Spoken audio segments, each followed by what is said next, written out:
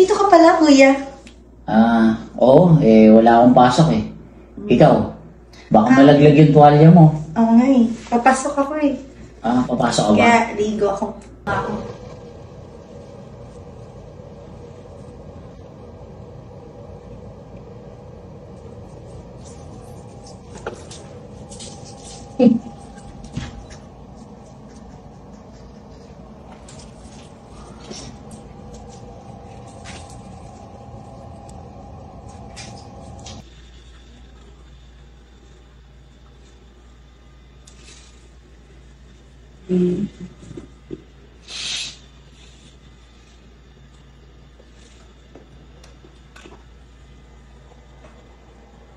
Ay, Nandiyan ka pala. sorry.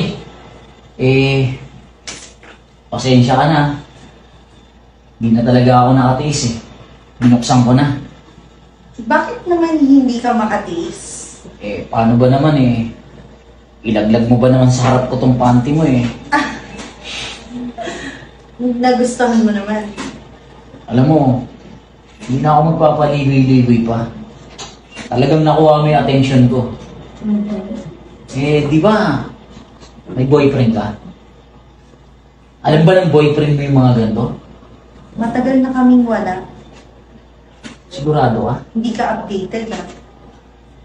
Paano ba naman? Lagi akong puro trabaho lang. Alam mo, ang laki na ng pinagbago mo eh. Dati-rati, hindi ka naman ganito eh. Bahay, trabaho, bahay, trabaho. Pero ngayon, may paganto-ganto ka na. Sino ba naman ako? Lalaki lang ako. At saka, parang sinasamantala mo na wala si ate mo eh. Mukhang inamoy mo nga eh. Sabi ko nga sa'yo eh, lalaki lang ako. Pero, sigurado ka ba sa gusto mong mangyari? Kasi alam mo, yung mga ganito, nangaakit lang to eh. Tingin mo ba? Gusto mo ba akong subukan? Tagal naman.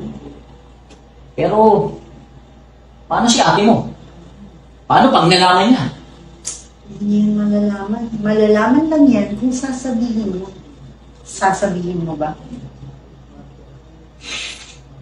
Alam mo, lalaki lang ako, marupok ako.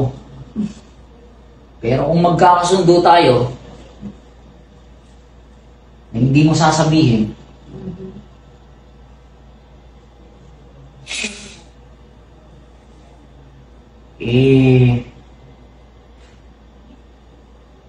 mawawala talaga ako sa sarili kapag ito na yung nakikita ko eh.